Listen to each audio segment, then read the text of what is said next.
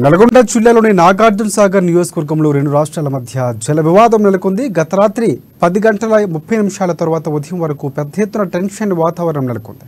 2 రోజులుగా జరుగుతున్న జల వివాదానికి సంబంధించి సాగర్ డ్యాం నుంచి మా ప్రతినిధి శ్రీనివాస్ మరింత సమాచారం అందిస్తారు.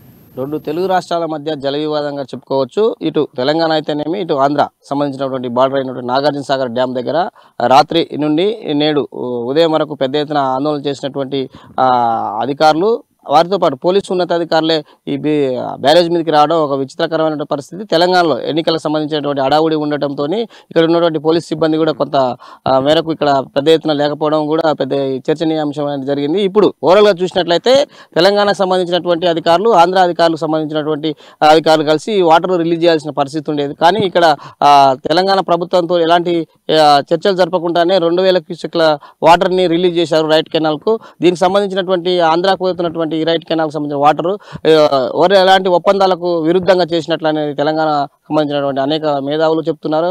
దానికి సంబంధించినటువంటి అధికారులు ఇప్పటికి వరకు దీనికి ఎవరు స్పందించలేదు. కానీ ఆంధ్రాకు మాత్రము ఇప్పటికీ 2000 క్యూసెక్ వాటరు 12 గంటల నుంచి రిలీజ్ చేసినటువంటి పరిస్థితి. దీనికి సంబంధించినటువంటి ఓవరాల్గా చూసినట్లయితే తెలుగు ఆంధ్రాకు సంబంధించినటువంటి ఈ నియోజకవర్గంలో ఎన్నికలు జరుగుతున్న క్రమంలో తిరిగి సాయంత్రం 6 తర్వాత ఎవరైనా అధికారులు స్పందిస్తే, ఇరిగేషన్ కానీ సంబంధించినటువంటి డిపార్ట్మెంట్ అధికారులు స్పందిస్తే ఏం చెప్తారో వేచి చూడాల్సిన పరిస్థితి. కానీ ఇప్పటి వరకు ఎలక్షన్ కోడ్ ఉండడం మూలంగా ఇప్పటి వరకు ఎలాంటి అధికారులు కానీ ఇక్కడ ఉన్నటువంటి స్థానికులు కానీ ఎవరు ఇంకా దాని మీద స్పందించట్లేరు. కానీ ఓవరాల్గా చూసుకున్నట్లయితే తెలుగు రాష్ట్రాలలో మరొకసారి గతంలో కూడా ఇదే ప్రాంతం మీద ఉన్నటువంటి బ్యారేజ్ మీద పోలీసు వాళ్ళు, ఆంధ్ర తెలంగాణ పోలీసు వాళ్ళు రెడీ చేసినటువంటి పరిస్థితి, సంబంధించిన అడ్మినిస్ట్రేట్లో కూడా కొంత అలజడి సృష్టించిన పరిస్థితి.